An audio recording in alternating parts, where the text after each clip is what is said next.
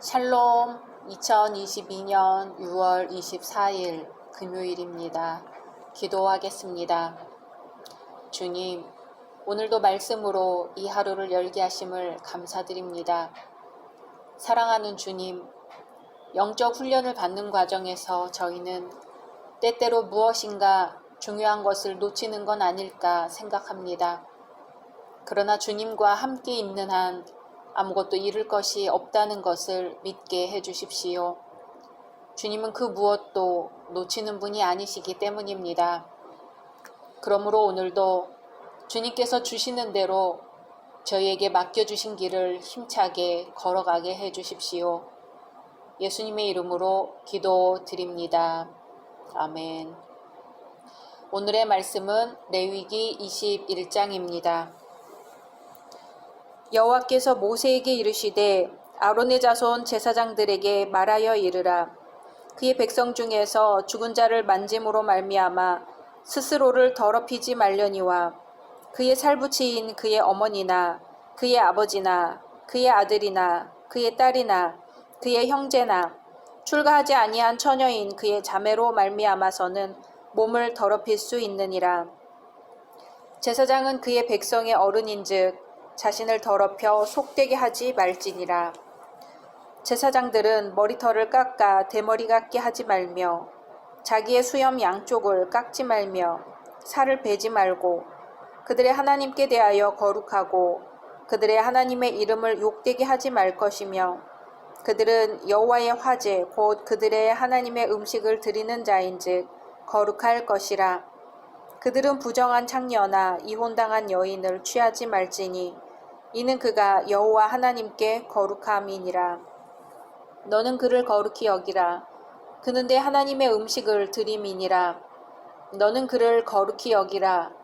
너희를 거룩하게 하는 나 여호와는 거룩함이니라. 어떤 제사장의 딸이든지 행음하여 자신을 속되게 하면 그의 아버지를 속되게 함이니 그를 불사를지니라. 자기의 형제 중 관유로 부음을 받고 위임되어 그 예복을 입은 대제사장은 그의 머리를 풀지 말며 그의 옷을 찢지 말며 어떤 시체에든지 가까이 하지 말지니 그의 부모로 말미암아서도 더러워지게 하지 말며 그 성소에서 나오지 말며 그의 하나님의 성소를 속되게 하지 말라. 이는 하나님께서 성별하신 관유가 그 위에 있음이니라. 나는 여호와이니라.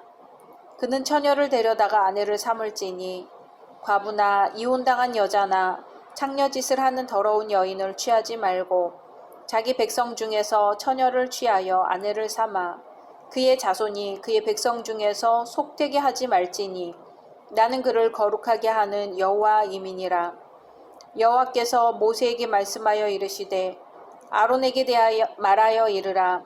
누구든지 너희의 자손 중 대대로 육체에 흠이 있는 자는 그 하나님의 음식을 드리려고 가까이 오지 못할 것이니라. 누구든지 흠이 있는 자는 가까이 하지 못할지니 곧 맹인이나 다리 저는 자나 코가 불완전한 자나 지체가 더한 자나 발 부러진 자나 손 부러진 자나 등 굽은 자나 키 못 자란 자나 눈에 백막이 있는 자나 습진이나 버짐이 있는 자나 고환 상한 자나 제사장 아론의 자손 중에 흠이 있는 자는 나와 여호와께 화제를 드리지 못할지니 그는 흠이 있은즉 나와서 그의 하나님께 음식을 드리지 못하느니라. 그는 그의 하나님의 음식이 지성물이든지 성물이든지 먹을 것이나 휘장 안에 들어가지 못할 것이요 제단에 가까이 하지 못할지니 이는 그가 흠이 있음이니라.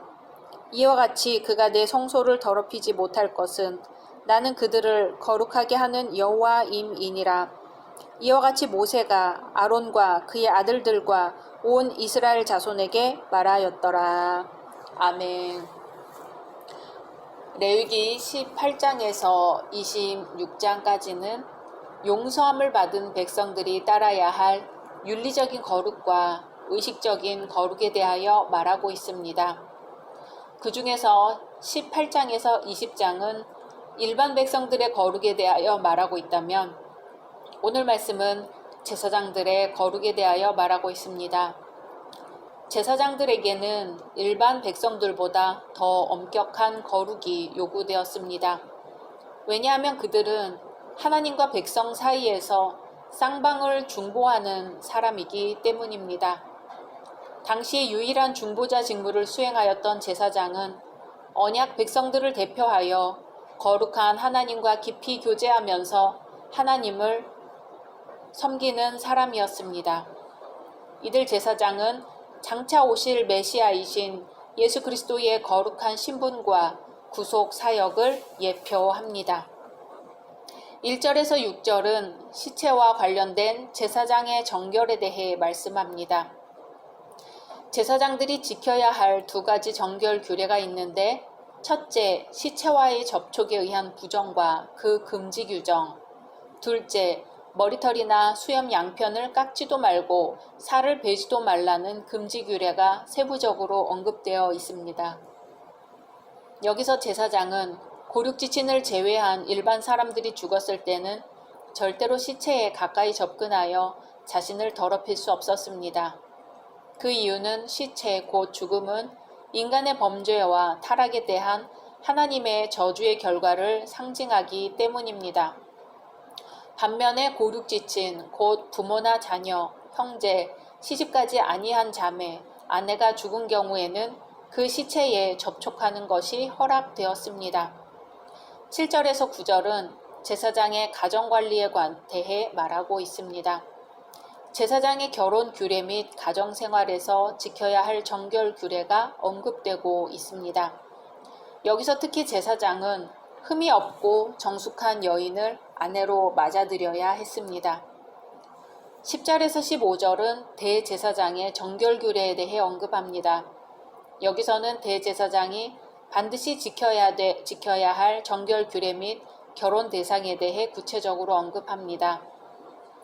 대제사장은 일반 백성들이 지켜야 할 정결 규례에 비하여 더욱 엄격한 정결 규례를 준수해야 했습니다. 이는 대제사장이 모든 제사장의 우두머리 또는 대표자였기 때문이지요. 대제사장은 하나님과 이스라엘 백성 사이의 중재자로서 기름 부음을 받았을 뿐만 아니라 장차 오실 예수 그리스도의 중보 사역을 예표했기 때문입니다.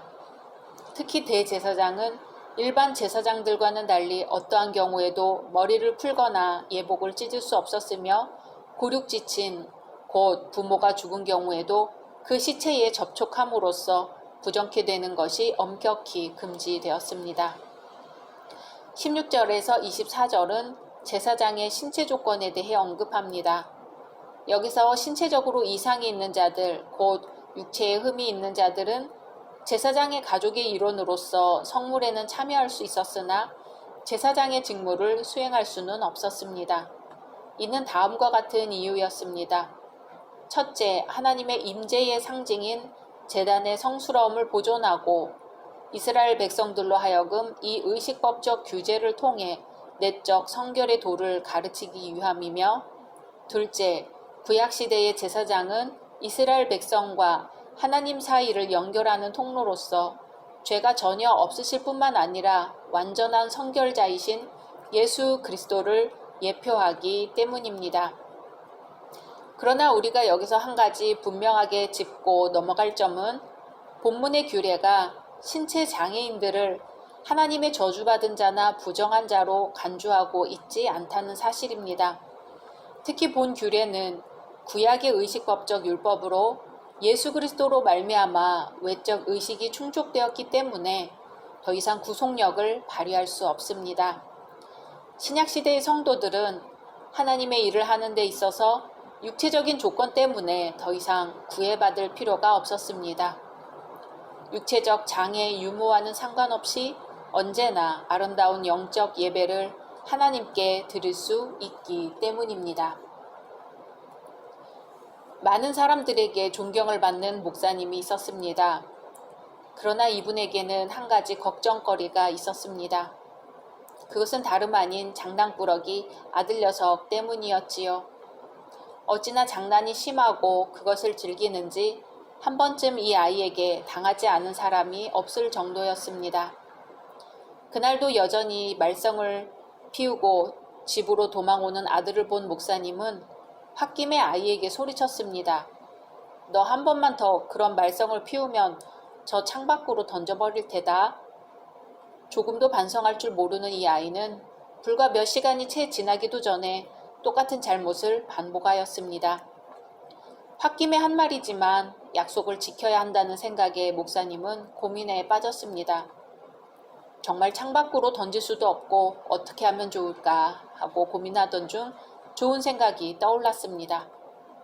즉시 아이가 모르게 집안에 있는 매트리스를 모두 꺼내서 창 아래에 차곡차곡 쌓았습니다. 그리고는 뉘우칠 줄 모르는 아들을 번쩍 들어 창 밖으로 던져버렸습니다. 백성의 어른된 제사장 직분은 오늘날 모든 성도들에게 주어졌습니다. 따라서 제사장이 지켜야 할 정결규례는 모든 하나님의 자녀들이 지켜야 할 명령입니다.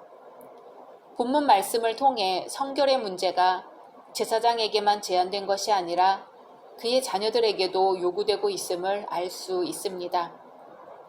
그 이유인즉 자녀들의 과실은 제사장의 성결에도 영향을 끼치기 때문이었습니다. 이와 마찬가지로 성도들은 자녀들을 성결하게 양육시켜야 할 사명이 있습니다. 오늘날 성도들은 자녀를 학교 교육시키는 것에만 정신을 쏟습니다. 진정 자녀를 하나님께서 주신 복으로 여기며 살고 있을까요? 자녀를 나의 소유물로 여기며 하나님의 뜻과는 무관하게 내 방식대로 고집하여 아이들을 실망시키고 있지는 않을까요? 먼저 하나님의 자녀가 되기보다 세상에서 더욱 인정받는 아이로 키우기 위해 애쓰고 있지는 않을까요?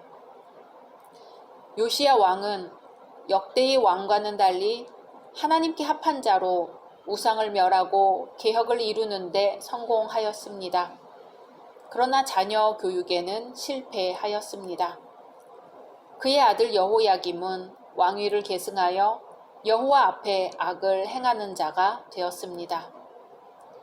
우리는 자녀의 신앙교육을 교회에만 떠맡겨버린 채 안심해버립니다. 그러나 자녀들에게 가장 큰 영향을 끼치는 곳은 역시 가정입니다. 부모가 하나님을 경외하는 모습을 성실히 보여줄 때 신앙의 계보는 줄기차게 이어져 하나님의 영광을 드러낼 것입니다. 각자 말씀 묵상하신 후 주기도문으로 마치겠습니다.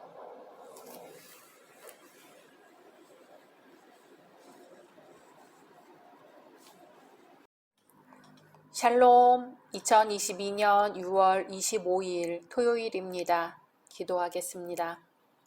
주님, 오늘도 말씀으로 이 하루를 열게 하심을 감사드립니다. 사랑하는 주님, 오늘 하루 주님의 사역에 협력하게 해주소서. 제 안에서건 세상 안에서건 주님이 임재하고 계심을 느끼게 하소서. 우리에게 일어나는 모든 일들을 통해 주님께 좀 더 가까이 이끌어 주소서. 예수님의 이름으로 기도드립니다. 아멘. 오늘의 말씀은 레위기 22장입니다. 여호와께서 모세에게 말씀하여 이르시되 아론과 그의 아들들에게 말하여 그들로 이스라엘 자손이 내게 드리는 그 성물에 대하여 스스로 구별하여 내 성호를 욕되게 함이 없게 하라. 나는 여호와이니라. 그들에게 이르라. 누구든지 내 자손 중에 대대로 그의 몸이 부정하면서도 이스라엘 자손이 구별하여 여호와께 드리는 성물에 가까이 하는 자는 내 앞에서 끊어지리라. 나는 여호와이니라. 아론의 자손 중 나병 환자나 유출병자는 그가 정결하기 전에는 그 성물을 먹지 말 것이요. 시체의 부정에 접촉된 자나 설정한 자나 무릇 사람을 부정하게 하는 벌레에 접촉된 모든 사람과 무슨 부정이든지 사람을 더럽힐 만한 것에 접촉된 자, 곧 이런 것에 접촉된 자는 저녁까지 부정하니 그의 몸을 물로 씻지 아니하면 그 성물을 먹지 못할지며 해질 때에야 정하리니 그 후에야 그 성물을 먹을 것이니라. 이는 자기의 음식이 됨이니라. 시체나 찢겨 죽은 짐승을 먹음으로 자기를 더럽히지 말라. 나는 여호와이니라. 그들은 내 명령을 지킬 것이니라. 그것을 속되게 하면 그로 말미암아 죄를 짓고 그 가운데에서 죽을까 하노라. 나는 그들을 거룩하게 하는 여호와이니라. 일반인은 성물을 먹지 못할 것이며 제사장의 객이나 품꾼도 다 성물을 먹지 못할 것이니라. 그러나 제사장이 그의 돈으로 어떤 사람을 샀으면 그는 그것을 먹을 것이며 그의 집에서 출생한 자도 그렇게 하여 그들이 제사장의 음식을 먹을 것이며 제사장의 딸이 일반인에게 출가하였으면 거제의 성물을 먹지 못하되 만일 그가 과부가 되든지 이혼을 당하든지 자식이 없이 그의 친정에 돌아와서 젊었을 때와 같으면 그는 그의 아버지 몫의 음식을 먹을 것이나 일반인은 먹지 못할 것이니라. 만일 누가 부지 중에 성물을 먹으면 그 성물에 그것의 5분의 1을 더하여 제사장에게 줄지니라. 이스라엘 자손이 여호와께 드리는 성물을 그들은 속되게 하지 말지니 그들이 성물을 먹으면 그 죄로 인하여 형벌을 받게 할 것이니라. 나는 그 음식을 거룩하게 하는 여호와이니라. 여호와께서 모세에게 말씀하여 이르시되 아론과 그의 아들들과 이스라엘 온 족속에게 말하여 이르라. 이스라엘 자손이나 그 중에 거류하는 자가 서원 제물이나 자원 제물로 번제와 더불어 여호와께 예물로 드리려거든 기쁘게 받으심이 되도록 소나 양이나 염소의 흠 없는 수컷으로 드릴지니 흠 있는 것은 무엇이나 너희가 드리지 말 것은 그것이 기쁘게 받으심이 되지 못할 것임이니라. 만일 누구든지 서운한 것을 갚으려 하든지 자의로 예물을 드리려 하여 소나 양으로 화목제물을 여호와께 드리는 자는 기쁘게 받으심이 되도록 아무 흠이 없는 온전한 것으로 할지니 너희는 눈먼 것이나 상한 것이나 지체에 배임을 당한 것이나 종기 있는 것이나 습진 있는 것이나 비루 먹은 것을 여호와께 드리지 말며 이런 것들은 제단 위에 화제물로 여호와께 드리지 말라. 소나 양의 지체가 더하거나 덜하거나 한 것은 너희가 자원제물로는 쓰려니와 서원제물로 드리면 기쁘게 받으심이 되지 못하리라. 너희는 고환이 상하였거나 치였거나 터졌거나 배임을 당한 것은 여호와께 드리지 말며 너희의 땅에서는 이런 일을 행하지도 말지며 너희는 외국인에게서도 이런 것을 받아 너희의 하나님의 음식으로 드리지 말라.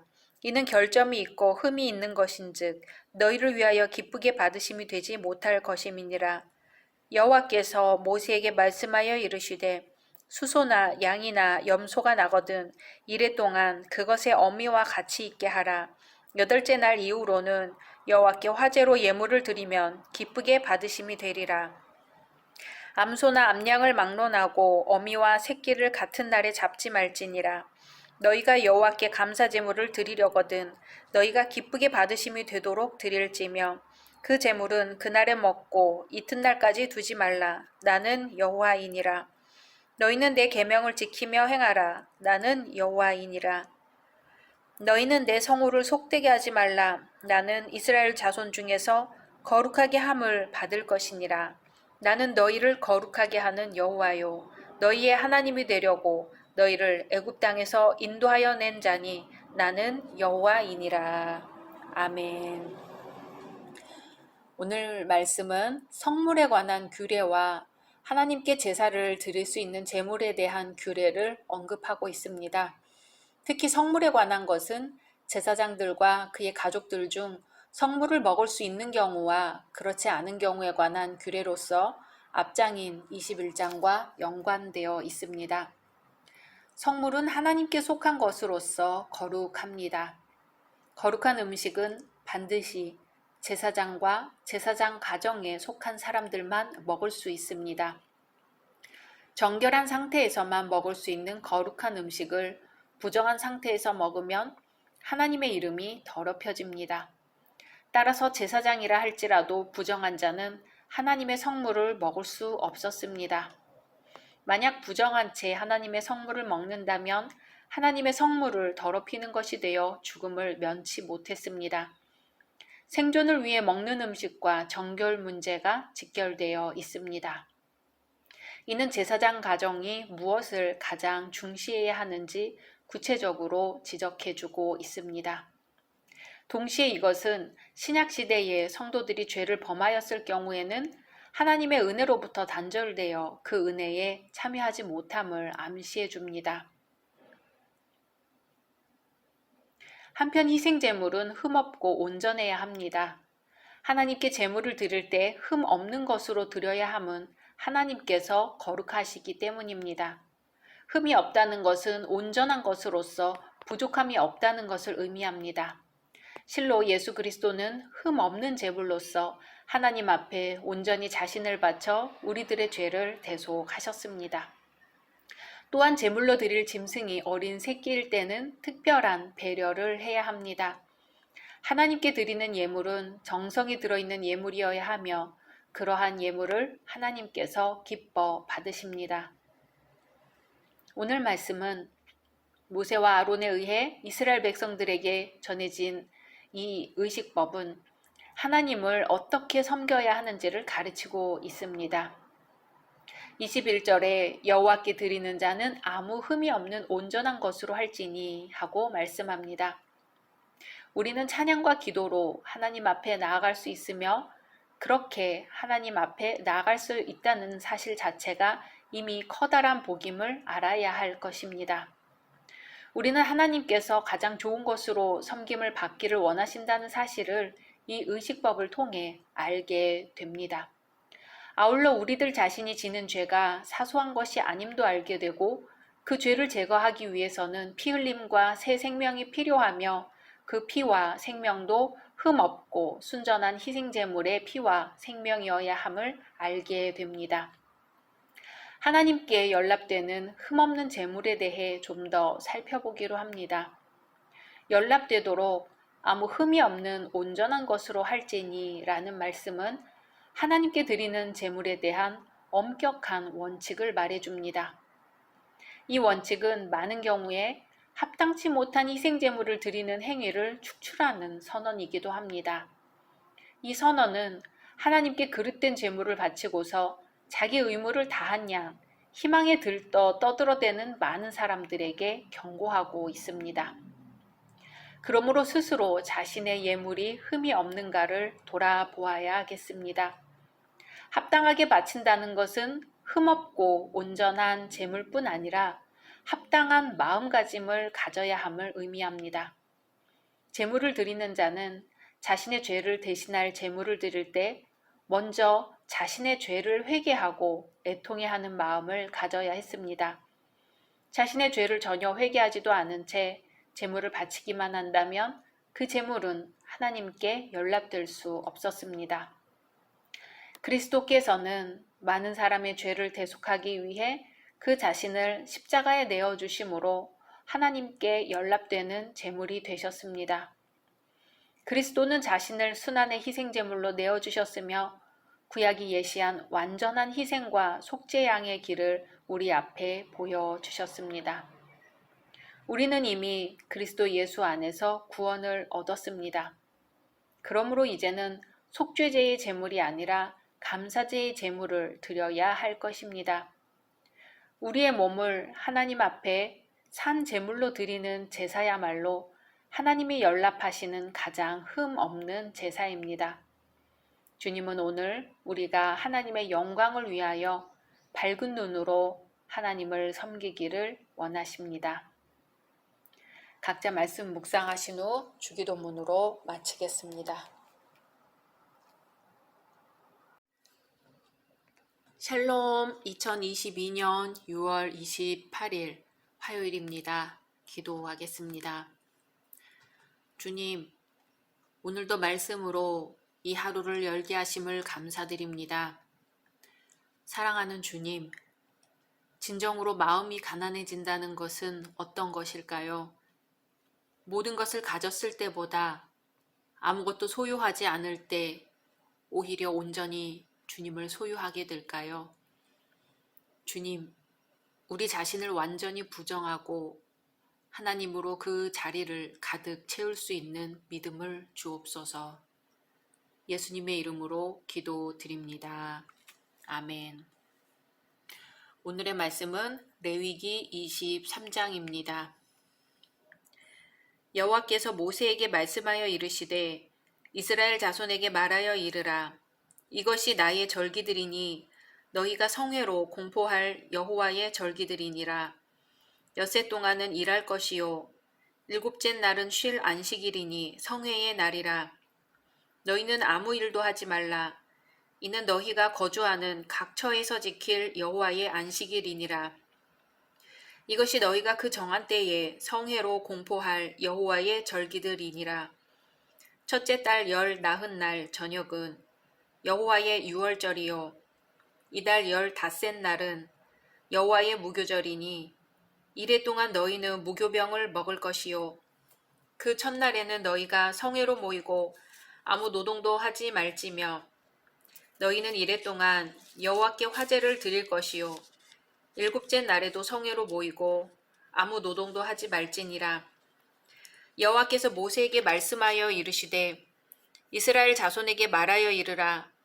너희는 내가 너희에게 주는 땅에 들어가서 너희의 곡물을 거둘 때에 너희의 곡물의 첫 이삭 한 단을 제사장에게로 가져갈 것이요 제사장은 너희를 위하여 그 단을 여호와 앞에 기쁘게 받으심이 되도록 흔들되 안식일 이튿날에 흔들 것이며 너희가 그 단을 흔드는 날에 1년 되고 흠 없는 순양을 여호와께 번제로 드리고 그 소재로는 기름 섞은 고운 가루 10분의 2 에바를 여호와께 드려 화제로 삼아 향기로운 냄새가 되게 하고 전제로는 포도주 4분의 1 흰을 쓸 것이며 너희는 너희 하나님께 예물을 가져오는 그날까지 떡이든지 볶은 곡식이든지 생 이삭이든지 먹지 말지니 이는 너희가 거주하는 각 처에서 대대로 지킬 영원한 규례니라. 안식일 이튿날 곧 너희가 요제로 곡식단을 가져온 날부터 세어서 7 안식일의 수요를 채우고 7 안식일 이튿날까지 합하여 50일을 계수하여 새 소재를 여호와께 드리되 너희의 처소에서 10분의 2 에바로 만든 떡 2개를 가져다가 흔들지니 이는 고운 가루에 누룩을 넣어서 구운 것이요 이는 첫 요제로 여호와께 드리는 것이며 너희는 또 이 떡과 함께 1년 된 흠 없는 어린 양 7마리와 어린 숫소 1마리와 순양 2마리를 드리되 이것들을 그 소재와 그 전제 제물과 함께 여호와께 드려서 번제로 삼을지니 이는 화제라 여호와께 향기로운 냄새며 또 순염소 하나로 속죄제를 드리며 1년 된 어린 순양 2마리를 화목제물로 드릴 것이요 제사장은 그 첫 이삭의 떡과 함께 그 2마리 어린 양을 여호와 앞에 흔들어서 요제를 삼을 것이요 이것들은 여호와께 드리는 성물이니 제사장에게 돌릴 것이며 이날에 너희는 너희 중에 성회를 공포하고 어떤 노동도 하지 말지니 이는 너희가 그 거주하는 각 처에서 대대로 지킬 영원한 규례니라. 너희 땅에 곡물을 벨 때에 밭 모퉁이까지 다 베지 말며 떨어진 것을 줍지 말고 그것을 가난한 자와 거류민을 위하여 남겨두라. 나는 너희의 하나님 여호와이니라. 여호와께서 모세에게 말씀하여 이르시되 이스라엘 자손에게 말하여 이르라. 7째 달 곧 그 달 첫날은 너희에게 쉬는 날이 될지니 이는 나팔을 불어 기념할 날이요 성회라. 어떤 노동도 하지 말고 여호와께 화제를 드릴지니라. 여호와께서 모세에게 말씀하여 이르시되 7째 달 열흘날은 속죄일이니 너희는 성회를 열고 스스로 괴롭게 하며 여호와께 화제를 드리고 이 날에는 어떤 일도 하지 말 것은 너희를 위하여 너희 하나님 여호와 앞에 속죄할 속죄일이 됨이니라. 이날에 스스로 괴롭게 하지 아니하는 자는 그 백성 중에서 끊어질 것이라. 이날에 누구든지 어떤 일이라도 하는 자는 내가 그의 백성 중에서 멸절시키리니 너희는 아무 일도 하지 말라. 이는 너희가 거주하는 각 처에서 대대로 지킬 영원한 규례니라. 이는 너희가 쉴 안식일이라. 너희는 스스로 괴롭게 하고 이달 아흐렛날 저녁 곧 그 저녁부터 이튿날 저녁까지 안식을 지킬지니라. 여호와께서 모세에게 말씀하여 이르시되 이스라엘 자손에게 말하여 이르라. 7째 달 15째 날은 초막절이니 여호와를 위하여 이래 동안 지킬 것이라. 첫날에는 성회로 모일지니 너희는 아무 노동도 하지 말지며 이래 동안에 너희는 여호와께 화제를 드릴 것이요 8째 날에도 너희는 성회로 모여서 여호와께 화제를 드릴지니 이는 거룩한 대회라. 너희는 어떤 노동도 하지 말지니라. 이것들은 여호와의 절기라. 너희는 공포하여 성회를 열고 여호와께 화제를 드릴지니 번제와 소제와 희생제물과 전제를 각각 그날에 드릴지니 이는 여호와의 안식일 외에 너희의 헌물 외에 너희의 모든 서원제물 외에 또 너희의 모든 자원제물 외에 너희가 여호와께 드리는 것이니라. 너희가 토지소산 거두기를 마치거든 일곱째 달 15셋 날부터 이레 동안 여호와의 절기를 지키되 첫날에도 안식하고 여덟째 날에도 안식할 것이요 첫날에는 너희가 아름다운 나무 실과와 종려나무 가지와 무성한 나무 가지와 신의 버들을 취하여 너희의 하나님 여호와 앞에서 이레 동안 즐거워할 것이라. 너희는 매년 이레 동안 여호와께 이 절기를 지킬지니 너희 대대의 영원한 규례라. 너희는 일곱째 달에 이를 지킬지니라.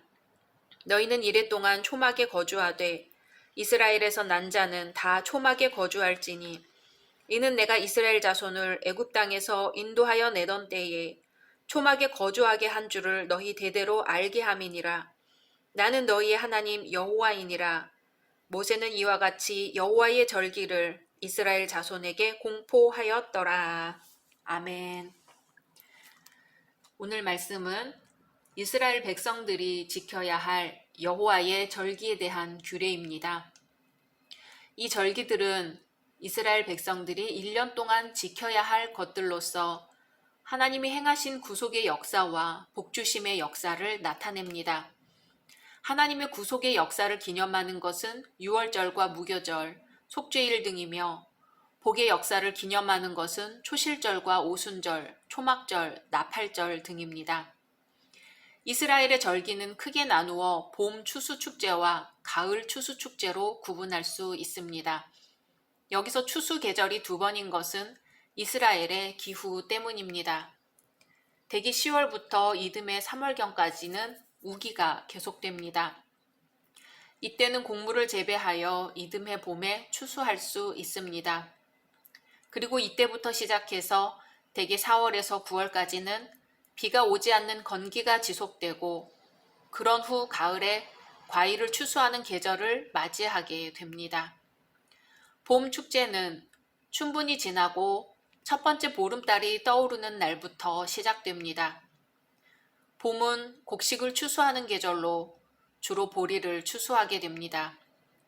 유월절과 무교절, 그리고 칠칠절 혹은 오순절이 봄의 절기들입니다. 봄 추수 시기부터 비가 그치면 곡물을 재배할 수는 없지만 이슬을 머금으며 과일들이 익어가는 계절이 다가옵니다. 그래서 추분 가까이 가면 포도와 올리브 등 과일들이 풍성히 수확되는 즐거운 계절이 옵니다. 따라서 고대 이스라엘에서는 가을에 새해가 시작되었습니다. 새해가 시작되는 나팔이 울려 퍼지면 대속죄일과 장막절, 초막절이 시작됩니다. 추수하는 즐거움도 있지만 비가 오고 씨앗을 뿌릴 수 있다는 희망이 한층 부푸는 계절입니다. 좀 더 구체적으로 들어가 보겠습니다. 1절에서 3절은 안식일에 대해 나옵니다. 7일마다 한 번씩 돌아오는 안식일은 하나님의 천지 창조 사역과 깊게 관련된 날로 모든 노동을 중지하고 하나님을 경배하며 휴식하는 날입니다. 4절에서 8절은 유월절과 무교절 규례에 대해 언급하고 있습니다. 여기서 유월절은 무교절이라고도 불렸으며 그 이유는 유월절이 시작됨과 동시에 7일 동안 계속해서 무교병을 먹어야 했기 때문입니다. 그러나 굳이 차이점을 찾자면 유월절은 애굽에 내린 장자 죽음의 재앙 때 하나님께서 이스라엘의 장자들을 살려주신 것을 기념하는 절기인 반면 무교절은 그 재앙의 결과로 애굽에서 급히 탈출했던 이스라엘 백성들의 고생을 기념하고 되새기기 위해 7일간 지키는 절기라는 점입니다. 이때 이스라엘 백성들이 식량으로 삼았던 무교병은 하나님께 대한 전적 헌신과 봉헌의 상징으로 곧 성도들이 이 세상의 헛된 쾌락과 즐거움을 쫓지 않고 하나님 안에서 충성 봉사할 것을 의미합니다. 9절에서 14절은 첫 이삭 바치는 날에 대한 규례입니다. 첫 이삭 바치는 날, 곧 초실절은 보리 추수의 첫 소산을 하나님께 바치고 봉헌하기 위한 것으로 6월절 기간 중에 있는 안식일 다음 날에 행해졌으며, 이때는 수확한 곡물의 첫 단을 제사장께 드려 요제로 바치는 동시에 번제와 소제, 전제를 아울러 바쳤습니다. 15절에서 22절은 칠칠절에 대해 언급합니다. 맥추절, 오순절이라고도 불리는 이스라엘의 3대 절기의 하나입니다. 이 7777절은 보리의 첫 곡식단을 여호와께 드린 날로부터 7주가 지난 다음 날, 곧 50일째 되는 날, 밀의 첫 수확을 하나님께 드리는 히브리 최대의 농경제였습니다. 이날에는 성회를 선포하고 노동을 금지시켰으며, 먼저 유교병의 소제를 번제와 함께 하나님께 드리고 그 후에 속죄제와 화목제를 드렸습니다. 23절에서 25절은 나팔절입니다. 나팔절은 곧 신년절입니다. 히브리인들은 민간력과 종교력이라는 두 개의 달력을 사용했는데요. 이 나팔절은 히브리 종교력으로 7월 1일, 곧 민간력으로는 새해 첫날인 1월 1일에 지켜졌습니다.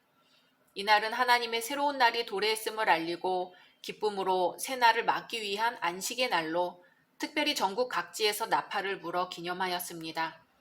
예루살렘에 있는 중앙 성소에서는 새해를 축하하여 하나님께 제사를 드렸습니다. 26절에서 32절은 속죄일입니다. 속죄일에는 여느 절기와 마찬가지로 노동이 금지되었습니다. 이때 백성들은 금식으로 스스로를 괴롭게 해야 했습니다. 하나님께서 속죄일을 정하신 것은 모든 이스라엘 백성의 죄, 나아가서는 성막의 부정 등을 철저히 속죄하기 위해서입니다. 이스라엘 백성들은 자신이 범죄한 것을 깨달았을 때는 속죄제를 드려 바로 죄사함을 받을 수 있었지만, 부지 중에 범죄한 경우나 범죄하고도 깨닫지 못한 경우에는 그 죄의 잔재들이 남아있을 수밖에 없었습니다. 이 속죄일 규례는 바로 이러한 죄의 잔재들을 깨끗이 제거하기 위한 것으로 1년에 한 번 대제사장이 지성소에 들어가 하나님께 속죄 제사를 드림으로써 이 모든 죄를 깨끗이 청산했습니다. 33절에서 44절은 초막절입니다. 이 절기는 장막절 또는 수장절이라고도 불리며, 이때는 7일간 초막을 짓고 그곳에 거하면서 출애굽 시 광야에서의 장막 생활을 기념하며 하나님께 번제, 소제, 희생, 전제를 드렸습니다. 또 이 초막절은 1년 동안 수고한 모든 곡식을 거두어 창고에 드리기를 다 마치면서 지키는 절기로 이스라엘 3대 절기의 하나이기도 합니다. 어느 한 현명한 사람이 폐허가 된 고대 건축물을 보며 생각에 잠겼습니다. 이 세상에서 가장 빨리 노쇠해버리는 것은 무엇일까? 사람들이 가장 빨리 잊어버리고 가장 빨리 뒤안길로 사라져버리는 것이 무엇일까 생각했지요. 그것은 바로 감사하는 마음이었습니다. 가장 잘 잊혀지는 것은 감사하는 마음입니다. 우리는 선물을 받자마자 그 즉시 그 선물을 준 이를 잊어버리는데 익숙합니다. 매일 주어지는 자비에 대해서 감사하지 않는 정신은 어제 오늘 일이 아니지요. 그것은 지금까지 늘 그래왔던 것입니다. 하나님께서는 변함없이 사랑하시고 보살펴 주시지만, 그럼에도 불구하고 사람들은 하나님께 감사하기보다는 항상 불평하고 원망합니다. 오늘 나온 많은 절기들은 하나님의 도우심과 돌보심을 기억하지 못하는 이들에게 무엇을 기억하고 살아야 하는지를 깨닫게 하는 절기들입니다. 우리는 오늘 하나님께 무엇을 감사할 수 있을까요? 각자 말씀 묵상하신 후 주기도문으로 마치겠습니다.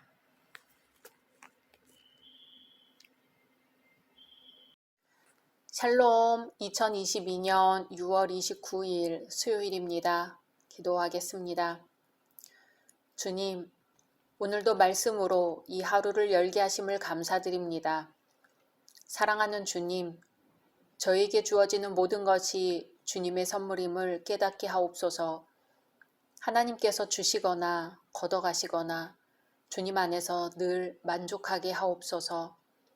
그리고 지금 이 상황에서 제 길을 보여주옵소서. 예수님의 이름으로 기도드립니다. 아멘. 오늘의 말씀은 레위기 24장입니다. 여호와께서 모세에게 말씀하여 이르시되 이스라엘 자손에게 명령하여 불을 켜기 위하여 감람을 찧어낸 순결한 기름을 네게로 가져오게 하여 계속해서 등잔불을 켜 둘지며 아론은 회막 안 증거궤 휘장 밖에서 저녁부터 아침까지 여호와 앞에 항상 등잔불을 정리할지니 이는 너희 대대로 지킬 영원한 규례라. 그는 여호와 앞에서 순결한 등잔대 위의 등잔들을 항상 정리할지니라.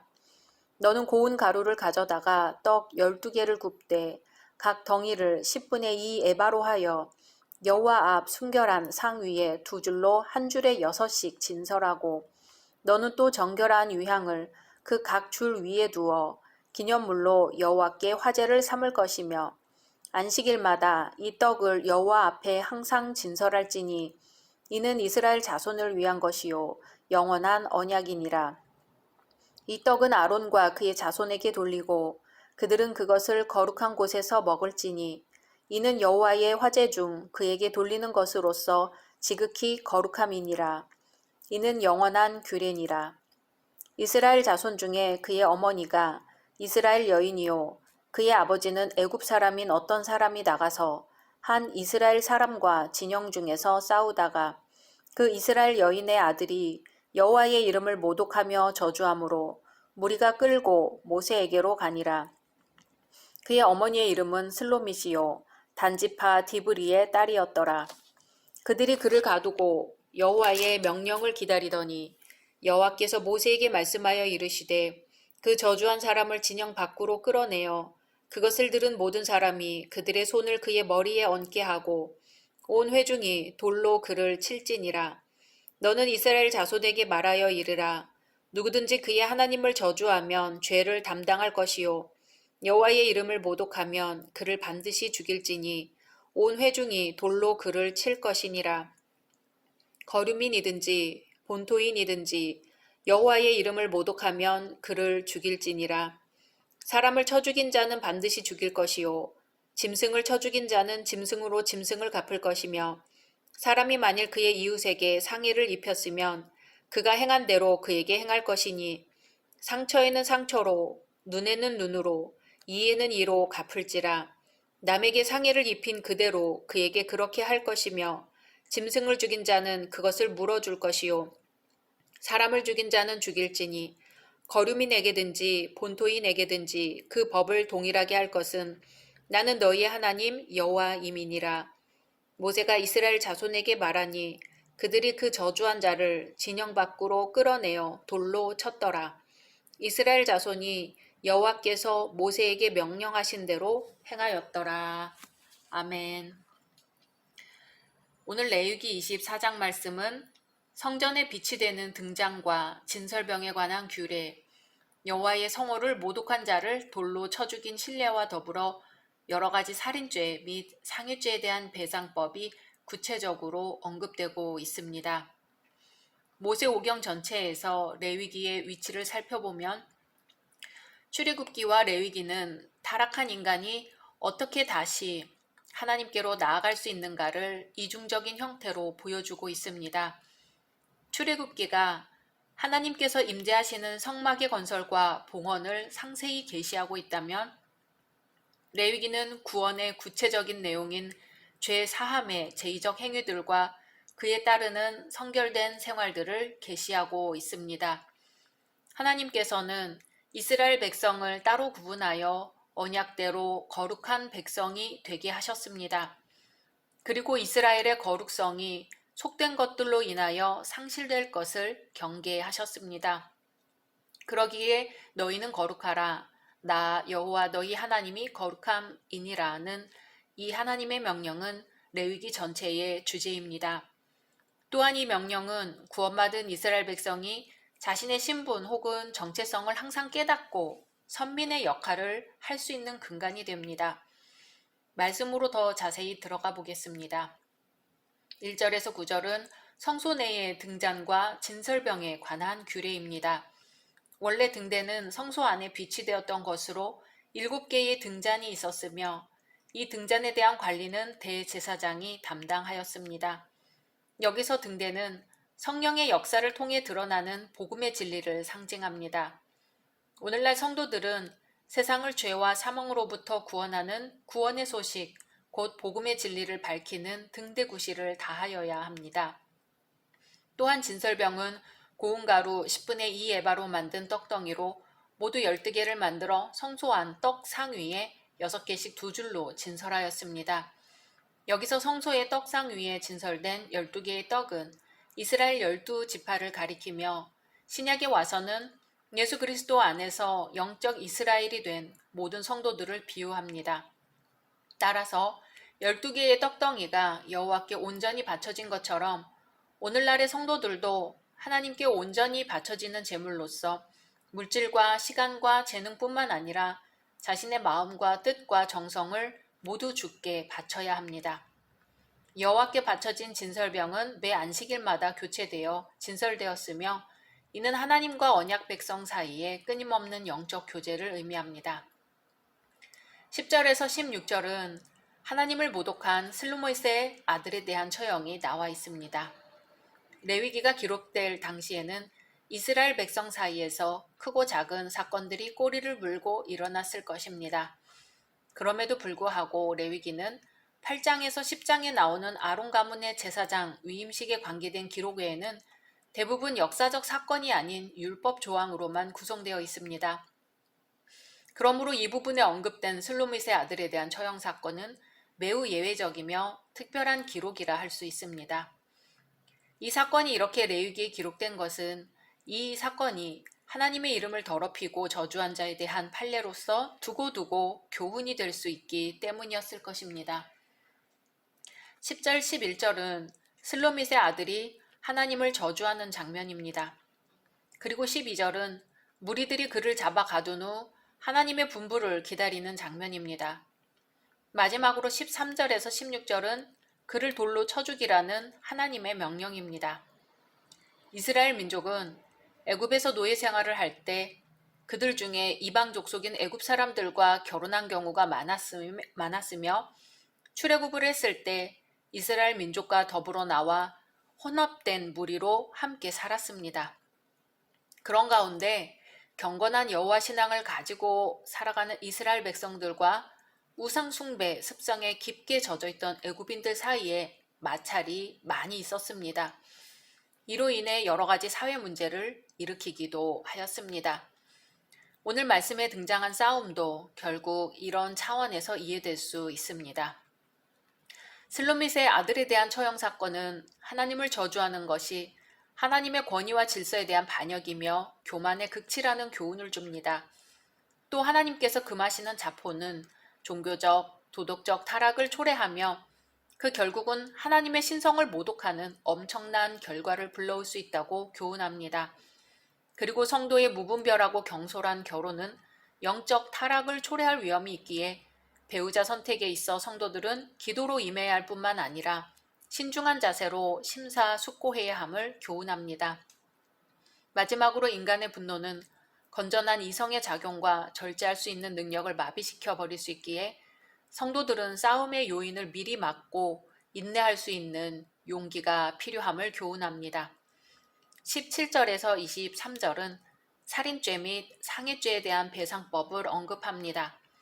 이것은 이미 출애굽기에 나온 여호와의 명령이 다시 반복된 것으로 죄값 이상의 안갚음을 함으로써 더 큰 보복의 악순환을 미연에 방지코자 하는 인간 존중 사상에 그 기반을 두고 있습니다. 여기서 살인한 자를 반드시 죽이라고 한 것은 보복 그 자체에 강조점이 있는 것이 아니라 살인자에게 임할 엄중한 형벌을 주지시킴으로써 또 다른 살인의 소지를 미연에 방지하기 위함입니다. 하나님의 이러한 율법은 이웃에 대한 악행을 방지하고 하나님의 창조 질서를 유지 보존하기 위해 제정되었습니다. 이러한 응보의 법칙은 이웃을 상해하는 일이 없도록 하고 도리어 이웃을 사랑하도록 하기 위한 것이었습니다. 또 백성을 심판하려는 데 목적이 있는 것이 아니라 언약 백성을 보호, 구원하시려는 하나님의 사랑에 그 근거를 두고 있습니다. 따라서 율법의 정신과 예수님의 교훈은 서로 배치되는 것이 아니라 일관된 맥이 있는 것으로 신약시대로 넘어오면서 하나님의 사랑이 더 구체화되고 실제화된 것입니다. 성소의 등대를 생각하며 말씀을 마무리합니다.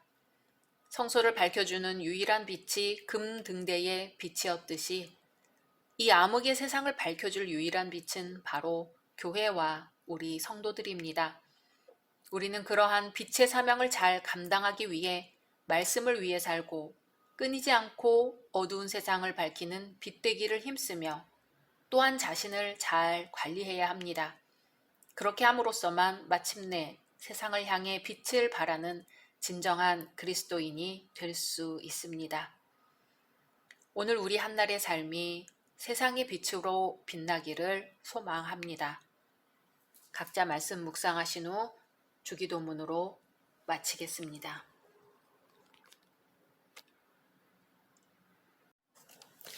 샬롬, 2022년 6월 30일 목요일입니다. 기도하겠습니다. 주님, 오늘도 말씀으로 이 하루를 열게 하심을 감사드립니다. 사랑하는 주님, 또 한 달이 끝나갑니다. 한 달 동안 주님께서 저희에게 주신 모든 것을 감사하게 하소서. 그것이 우리 마음에 드는 것이었든지 마음에 들지 않은 것이었든지 오직 주님이 주신 것으로 믿고 감사하게 하옵소서. 그리고 우리가 걸어가는 이 길에서 늘 우리의 친구가 되어주시고 주님의 사랑에 가까이 갈 수 있도록 이끌어 주옵소서. 예수님의 이름으로 기도드립니다. 아멘. 오늘의 말씀은 레위기 25장입니다. 여호와께서 시내산에서 모세에게 말씀하여 이르시되 이스라엘 자손에게 말하여 이르라. 너희는 내가 너희에게 주는 땅에 들어간 후에 그 땅으로 여호와 앞에 안식하게 하라. 너는 6년 동안 그 밭에 파종하며 6년 동안 그 포도원을 가꾸어 그 소출을 거둘 것이나 7째 해에는 그 땅이 쉬어 안식하게 할지니 여호와께 대한 안식이라. 너는 그 밭에 파종하거나 포도원을 가꾸지 말며 내가 거둔 후에 자라난 것을 거두지 말고 가꾸지 아니한 포도나무가 맺은 열매를 거두지 말라.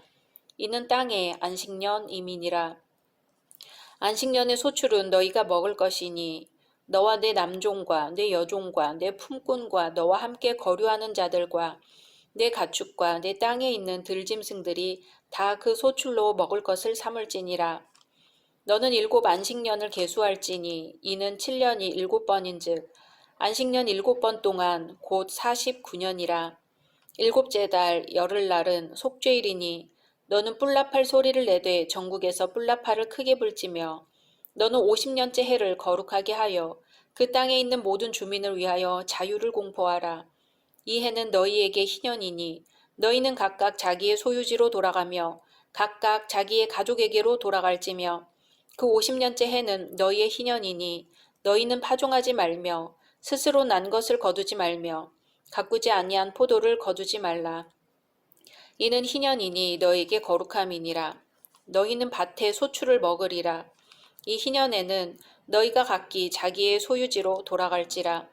내 이웃에게 팔든지 내 이웃의 손에서 사거든 너희 각 사람은 그의 형제를 속이지 말라. 그 희년 후에 연수를 따라서 너는 이웃에게서 살 것이요 그도 소출을 얻을 연수를 따라서 내게 팔 것인즉 연수가 많으면 너는 그것의 값을 많이 매기고 연수가 적으면 너는 그것의 값을 적게 매길지니 곧 그가 소출의 다소를 따라서 내게 팔 것이라. 너희 각 사람은 자기 이웃을 속이지 말고 내 하나님을 경외하라. 나는 너희의 하나님 여호와이니라. 너희는 내 규례를 행하며 내 법도를 지켜 행하라. 그리하면 너희가 그 땅에 안전하게 거주할 것이라. 땅은 그것의 열매를 내리니 너희가 배불리 먹고 거기 안전하게 거주하리라. 만일 너희가 말하기를 우리가 만일 7째 해에 심지도 못하고 소출을 거두지도 못하면 우리가 무엇을 먹으리요 하겠으나 내가 명령하여 6째 해에 내 복을 너희에게 주어 그 소출이 3년 동안 쓰기에 족하게 하리라. 너희가 8째 해에는 파종하려니와 묵은 소출을 먹을 것이며 9째 해에 그 땅에 소출이 들어오기까지 너희는 묵은 것을 먹으리라. 토지를 영구히 팔지 말 것은 토지는 다 내 것임이니라. 너희는 거류민이요 동거하는 자로서 나와 함께 있느니라. 너희 기업의 온 땅에서 그 토지 무르기를 허락할지니 만일 내 형제가 가난하여 그의 기업 중에서 얼마를 팔았으면 그에게 가까운 기업 물을 자가 와서 그의 형제가 판 것을 물을 것이요. 만일 그것을 물을 사람이 없고 자기가 부유하게 되어 물을 힘이 있으면 그 판 해를 계수하여 그 남은 값을 산 자에게 주고 자기의 소유지로 돌릴 것이니라. 그러나 자기가 물을 힘이 없으면 그 판 것이 희년에 이르기까지 산 자의 손에 있다가 희년에 이르러 돌아올지니 그것이 곧 그의 기업으로 돌아갈 것이니라. 성벽 있는 성내의 가옥을 팔았으면 판지 만 1년 안에는 물을 수 있나니 곧 그 기한 안에 물으려니와 1년 안에 물으지 못하면 그 성 안의 가옥은 산자의 소유로 확정되어 대대로 영구히 그에게 속하고 희년에라도 돌려보내지 아니할 것이니라. 그러나 성벽이 둘리지 아니한 촌락의 가옥은 나라의 전토와 같이 물러주기도 할 것이요 희년에 돌려보내기도 할 것이니라. 레위 족속의 성읍 곧 그들의 소유의 성읍의 가옥은 레위 사람이 언제든지 물을 수 있으나 만일 레위 사람이 물으지 아니하면 그의 소유 성읍의 판 가옥은 희년에 돌려보낼지니 이는 레위 사람의 성읍의 가옥은 이스라엘 자손 중에서 받은 그들의 기업이 됨이니라. 그러나 그들의 성읍 주위에 있는 들판은 그들의 영원한 소유지이니 팔지 못할지니라. 내 형제가 가난하게 되어 빈손으로 내 곁에 있거든 너는 그를 도와 거류민이나 동거인처럼 너와 함께 생활하게 하되 너는 그에게 이자를 받지 말고 내 하나님을 경외하여 내 형제로 너와 함께 생활하게 할 것인즉 너는 그에게 이자를 위하여 돈을 꾸어주지 말고 이익을 위하여 내 양식을 꾸어주지 말라. 나는 너희 하나님이 되며 또 가나안 땅을 너희에게 주려고 애굽 땅에서 너희를 인도하여 낸 너희의 하나님 여호와이니라.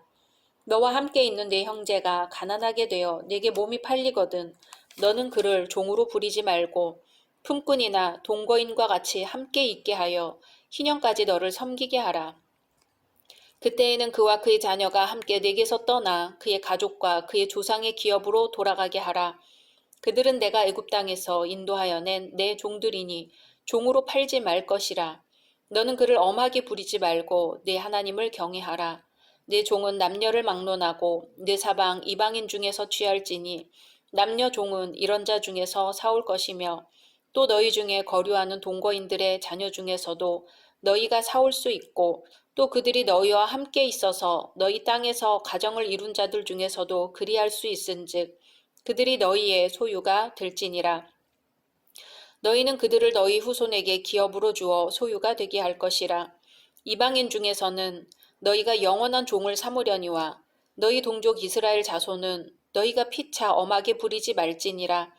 만일 너와 함께 있는 거류민이나 동거인은 부유하게 되고 그와 함께 있는 내 형제는 가난하게 되므로 그가 너와 함께 있는 거류민이나 동거인 또는 거류민의 가족의 후손에게 팔리면 그가 팔린 후에 그에게는 속량받을 권리가 있나니 그의 형제 중 하나가 그를 속량하거나 또는 그의 삼촌이나 그의 삼촌의 아들이 그를 속량하거나 그의 가족 중 그의 살부치 중에서 그를 속량할 것이요 그가 부유하게 되면 스스로 속량하되 자기 몸이 팔린 해로부터 희년까지를 그 산자와 계산하여 그 연수를 따라서 그 몸의 값을 정할 때에 그 사람을 섬긴 날을 그 사람에게 고용된 날로 여길 것이라. 만일 남은 해가 많으면 그 연수대로 팔린 값에서 속량하는 값을 그 사람에게 도로 주고 만일 희년까지 남은 해가 적으면 그 사람과 계산하여 그 연수대로 속량하는 그 값을 그에게 도로 줄지며 주인은 그를 매년의 삭군과 같이 여기고 내 목전에서 엄하게 부리지 말지니라. 그가 이같이 속량되지 못하면 희년에 이르러는 그와 그의 자녀가 자유하리니 이스라엘 자손은 나의 종들이 됨이라. 그들은 내가 애굽 땅에서 인도하여 낸 내 종이요 나는 너희의 하나님 여호와이니라. 아멘. 하나님께서는 창조 사역을 마치신 후 안식하시며 제7일을 거룩하게 하셨습니다.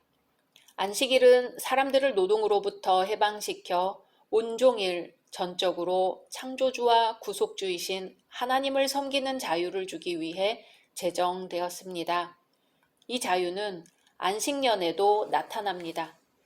그래서 안식년을 안식일의 안식일이라고 부릅니다. 희년법은 안식년의 내용과 본질상 동일한 것으로 안식년법을 확장하고 강화한 것입니다. 희년법의 신학적 토대는 23절 말씀과 같이 토지를 영구히 팔지 말 것은 토지는 다 내 것임이니라는 말씀입니다. 이 말씀은 하나님이 모든 상황을 지배하는 가나안 땅의 진정한 주인이라는 뜻입니다. 언약 백성인 이스라엘의 모든 구성원들은 모두 동등하게 그분 앞에서 귀한 존재이기에 부자가 가난한 자를 지배하는 것은 하나님과 언약 백성 사이의 언약을 파기하는 것과 같습니다. 선민이 하나님의 종이기에 그들이 다른 사람의 종이 된다는 것은 그들에 대한 하나님 고유의 권리가 침해받는 것이 됩니다. 즉 가나안 땅을 동등하게 분배받아야 하는 언약 공동체가 인간의 탐심 때문에 다른 이에게 경제적으로 예속되고 신체적으로 속박당한다면 하나님의 언약 공동체의 모습을 상실할 것입니다. 하나님은 이러한 것들을 방지하기 위해 희년법을 제정하셨습니다. 그러므로 희년법의 주요 내용은 선민이 빚진 자들과 종살이하는 자들에게 자유를 주고 남에게 넘어갈 땅, 곧 기업을 회복하는 데 있습니다. 50년째 되는 해, 희년의 의미는 안식년과 연관이 있습니다. 54절에 그가 이같이 속량되지 못하면 희년에 이르러는 그와 그의 자녀가 자유하리니 하는 말씀에서 확증됩니다. 여기서 자유하리니는 인도하다, 이끌어내다 라는 말을 의역한 것인데요. 이 단어는 55절에 여호와께서 이스라엘 백성들을 애굽에서 인도했다는 말과도 연관이 있습니다. 다시 말해 희년에 선포되는 자유는 출애굽과 똑같은 성격을 지닌 자유입니다. 이스라엘 백성이 이 희년법을 신실하게 준수하는 것은 애굽의 종살이로부터 자유롭게 되었던 상황을 영속화하는 의미가 있습니다. 희년법은 선민 중 어느 누구도 다시는 애굽의 종으로 전락하지 않는다는 보증입니다. 또한 희년법은 하나님께서 이스라엘을 애굽에서 구해내사 당신이 그들의 하나님이 되시고 그들은 하나님의 언약 백성이 되게 하신 위대한 구속 사건을 기념하는 것입니다. 이스라엘 후기 왕정 시대에는 희년법을 실천하지 못했습니다. 하지만 희년은 이스라엘이 메시아 시대에 맞이할 구원의 모형 역할을 더욱 확실히 했습니다. 이렇게 희년은 하나님께서 전 세계의 주권을 행사할 메시아 시대, 즉 모든 사람이 모든 빚에서 자유롭게 되어 하나님 나라에서 여호와를 열심히 예배하는 시대를 예고합니다. 그러므로 희년은 만물이 회복될 것과 의인이 거하는 새하늘과 새 땅을 바라보게 합니다. 예수님의 사역과 가르침은 심판과 구속의 은혜로 나타납니다. 이것은 희년의 실현입니다. 그러므로 구약의 희년은 죄와 사망의 종살이에서 해방되어 하나님 나라를 기업으로 얻을 신약 시대를 상징하며 예표합니다. 예수님에게서 실현된 참 희년은 이제 예수님의 두 번째 오심에 의해 궁극적으로 완성될 것입니다. 웨스트민스터 소요리 문답은 성화, 영어로 sanctification을 하나님께서 거저주신 은혜의 역사요, 이로 인해 우리가 하나님의 형상을 좇아 인격이 새로워지게 되고 점점 죄에 대하여는 능히 죽고 의에 대하여는 능히 살게 되는 것이라고 규정합니다. 이것은 성화를 이루어 가시는 성령의 주체적인 사역을 의미합니다. 먼저 성화는 옛 사람의 행실을 벗어버리고 새 사람을 입는 내적인 변화와 함께 시작됩니다. 오늘 말씀은 성화의 기초적인 단계인 개인적이고 내면적인 변화보다는 이 기초적인 단계를 전제하고 타 성도를 어떻게 대해야 할지 행동 윤리를 세 가지로 구분하여 제시합니다.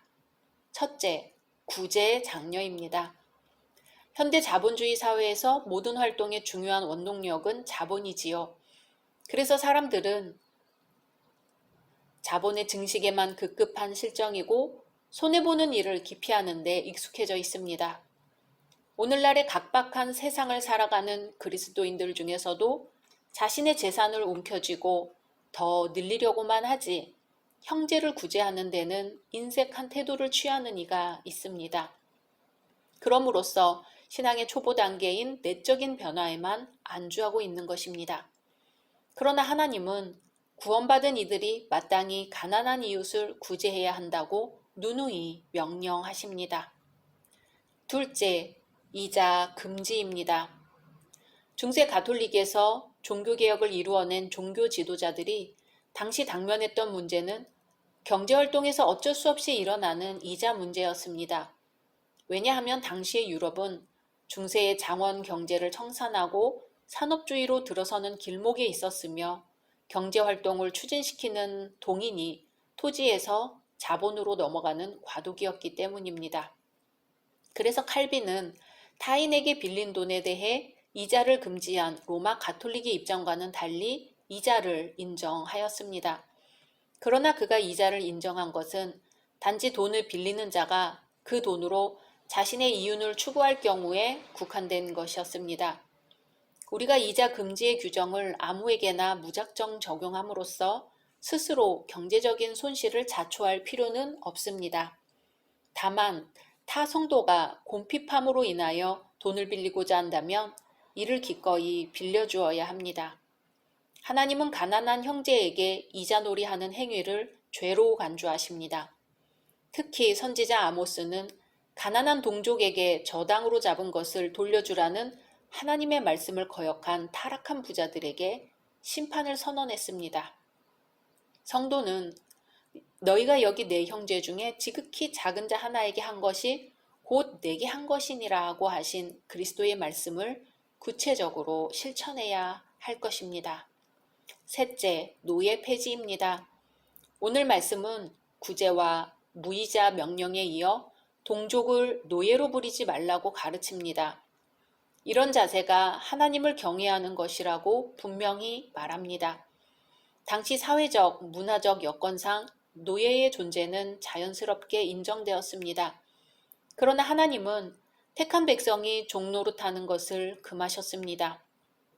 택함받은 백성은 하나님의 귀한 자녀이며 서로 동등한 권리를 지니고 있음을 말합니다. 이러한 사실은 오늘날 성도들에게 중요한 교훈을 줍니다. 옛날의 노예가 자신의 노동력뿐만 아니라 인격까지도 주인에게 예속된 존재였다면 오늘날의 노동자는 자신의 노동력을 대가로 필요한 물질을 얻을 수 있습니다. 그러므로 노동자를 위협하는 요인은 불황과 실업이겠지요. 특히 실업은 아무리 법적 보장이 되어 있을지라도 자본가의 횡포나 조작에 의해 발생할 소지가 다분하기 때문에 노동자들로 하여금 노동력 이상의 노동력을 착취당하게 하거나 심지어 인격적인 종속까지도 초래할 가능성이 있습니다. 그러므로 그리스도인 실업가는 한 지체인 형제를 철저한 이윤 동기만을 가지고 대해서는 안 됩니다. 바울은 오네시모의 주인이었던 빌레몬에게 오네시모를 보내면서 그를 다른 종처럼 대하지 말고 형제로 여기라고 권면하였습니다. 이것은 하나님의 자녀를 멸시하고 착취하는 죄악을 범할 수 있는 우리들에게 귀중한 가르침을 줍니다. 한편 노동자인 성도는 세상 사람들에게 하듯이 일하지 말고 자신이 맡은 일을 주께 하듯 성실하게 수행해야 합니다. 이렇게 함으로써 그 직장은 하나님의 영광을 위하여 발전하는 생산 터전이 될 것입니다. 각자 말씀 묵상하신 후 주기도문으로 마치겠습니다.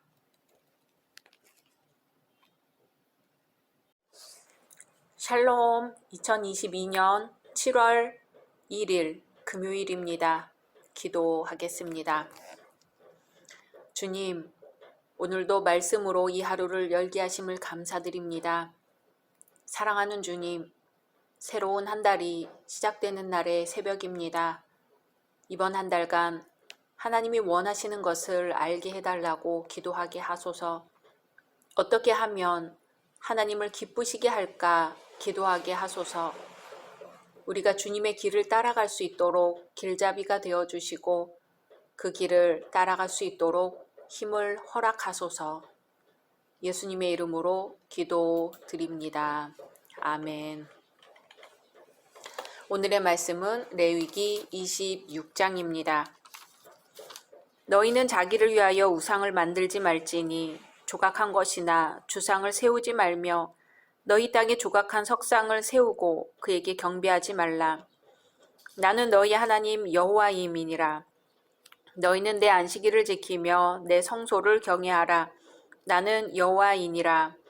너희가 내 규례와 계명을 준행하면 내가 너희에게 철 따라 비를 주리니 땅은 그 산물을 내고 밭의 나무는 열매를 맺으리라.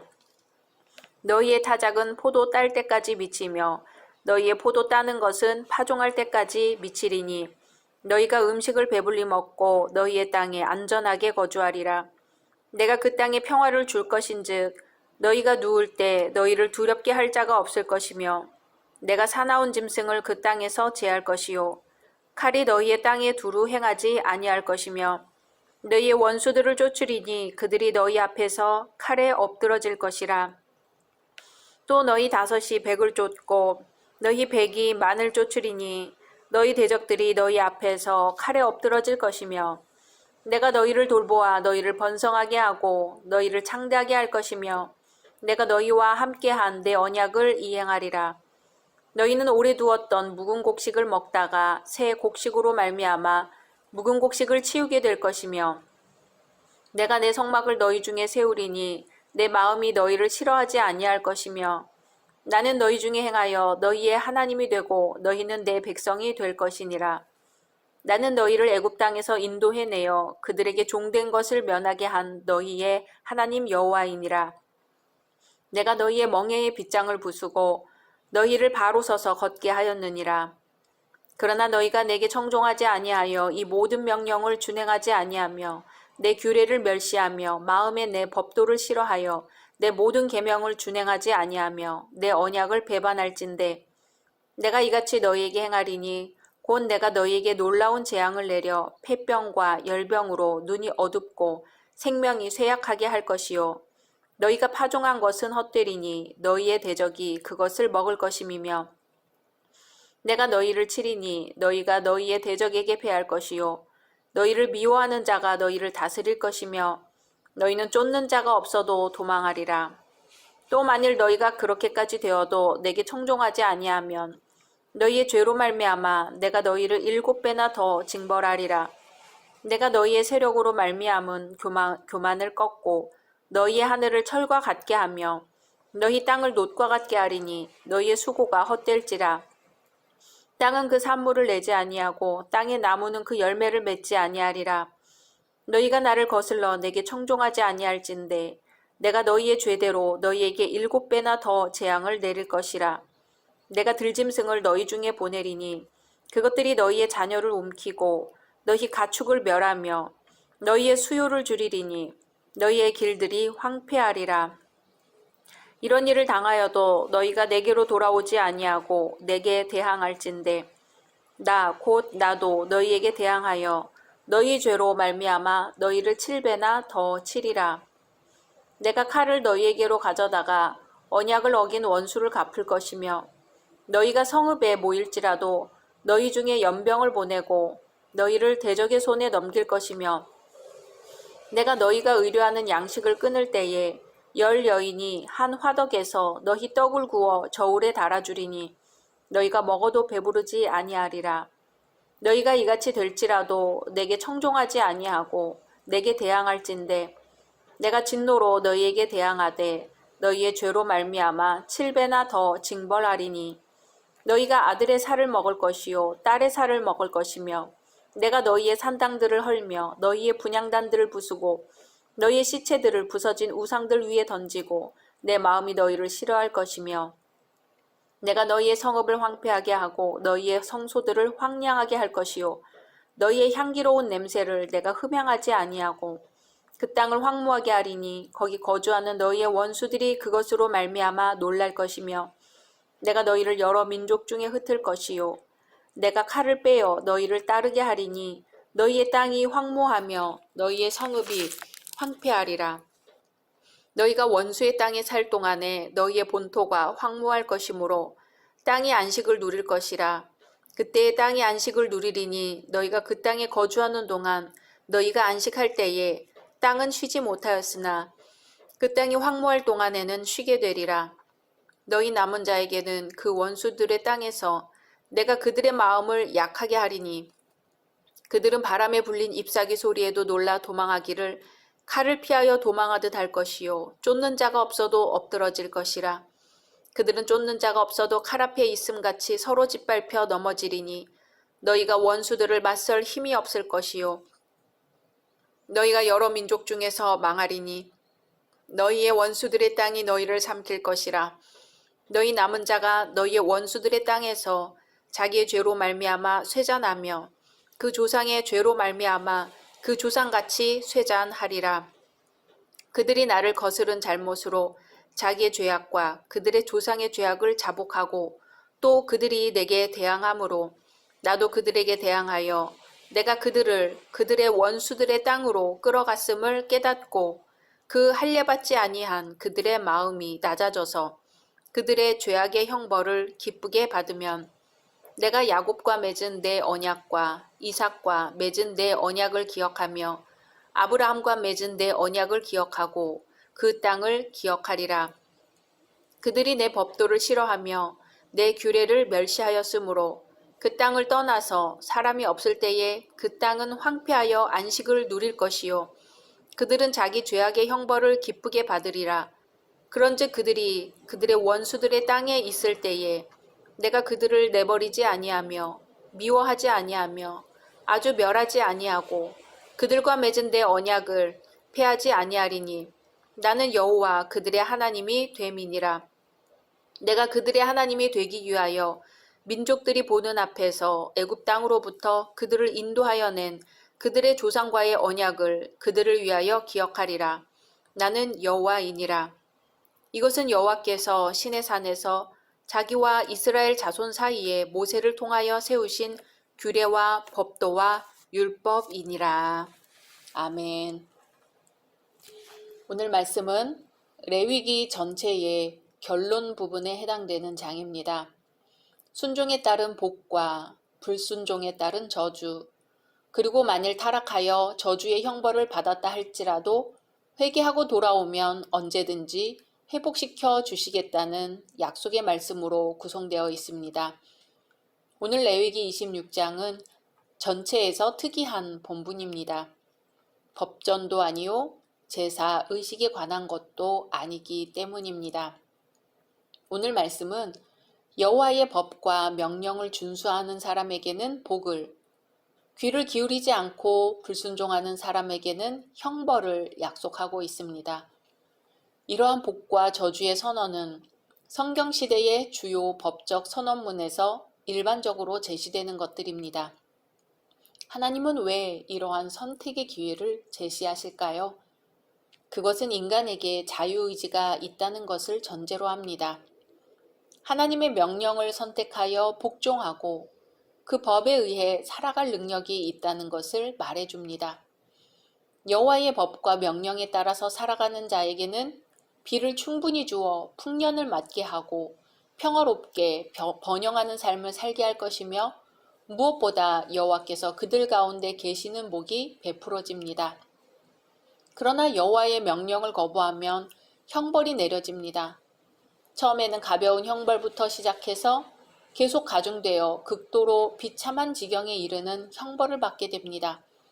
가뭄이 들고 굶주림과 연병이 덮치며 전쟁에 참패하여 사상자가 발생하고 마지막에는 추방되는 최악의 상황을 맞이하게 되는 것입니다. 그렇다면 과연 어떤 길을 선택하게 될까요? 바로 그 선택은 이스라엘 백성들이 결정할 일이겠지요. 이 말씀을 듣는 자들이 결단해야 할 사항이겠지요. 이러한 복과 저주에 관한 내용들은 선택된 이스라엘 민족에게 선언된 것들입니다. 선지자들은 이 저주의 내용들이 이후 포로 과정과 포로 기간 동안에 실현된 것으로 보았습니다. 에스겔은 이러한 고난의 기간 속에서도 장차 메시아를 통한 회복과 복의 시대가 도래할 것을 고대하였습니다. 하나님의 말씀에 순종하면 복을 받고 불순종하면 저주를 받는다는 것은 성경의 대명제입니다. 사람은 누구나 잘 먹고 잘 살려는 욕망이 있습니다. 하나님께서는 당신의 말씀대로 순종하는 자에게는 이러한 기본적인 육신의 욕구를 채워주신다고 하셨습니다. 5절에 너희가 음식을 배불리 먹고 너희 땅에 안전히 거하리라고 말씀하십니다. 말씀에 순종하는 모든 백성에게 분명히 약속하신 말씀입니다. 또 사람은 마음의 평안을 누리기를 원합니다. 이 세상에는 육신의 만족을 누리는 사람들 중 마음의 평안을 누리지 못하는 사람이 많이 있습니다. 그러나 하나님께서는 말씀에 순종하며 사는 자들에게 육신의 만족뿐만 아니라 마음의 평안까지도 주실 것이라고 약속하셨습니다. 6절에 너희가 누우나 너희를 두렵게 할 자가 없을 것이며 아멘. 이 얼마나 놀라운 복의 약속인가요? 이는 참으로 몸과 마음이 모두 평안한 상태를 묘사한 것입니다. 예수님께서는 나는 마음이 온유하고 겸손하니 나의 멍에를 메고 내게 배우라. 그러면 너희 마음이 쉼을 얻으리니 라고 말씀하셨습니다. 참으로 주의 법을 사랑하고 순종하는 자에게 큰 평안이 주어질 것입니다. 더욱 놀라운 것은 하나님께서 말씀을 순종하는 자들에게 11절에 내가 내 장막을 너희 중에 세우리니 라고 약속하신 사실입니다. 이것은 순종하는 자와 하나님이 동행하신다는 의미입니다. 하나님께서 우리와 동행하시는 것처럼 큰 복과 은혜가 어디 있을까요? 하나님이 우리와 함께 하시면 우리의 영혼이 평안을 얻게 되며 범사가 잘 되고 강건하여질 것입니다. 그러므로 하나님께서 동행해 주시는 것보다 우리에게 더 절실한 것은 없을 것입니다. 너희는 내게 배우고 받고 듣고 본 바를 행하라. 그리하면 평강의 하나님이 너희와 함께 계시리라. 아멘. 하나님께서 우리와 동행해 주신다면 우리는 더 이상 두려울 것이 없습니다. 전쟁, 기근, 질병, 고통 등 그 무엇이라 할지라도 말입니다. 이번 한 달도 우리 깊은 삶 속에서 우리와 동행해 주시는 예수님을 만나시는 시간 되시기를 소망합니다. 각자 말씀 묵상하신 후 주기도문으로 마치겠습니다.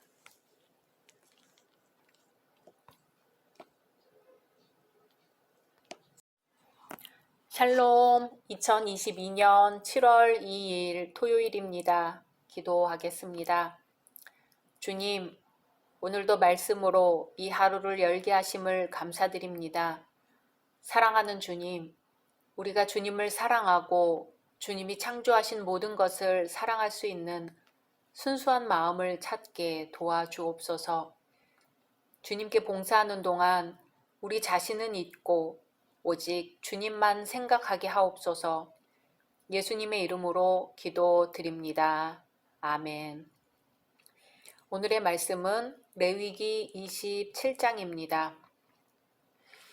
여호와께서 모세에게 말씀하여 이르시되 이스라엘 자손에게 말하여 이르라.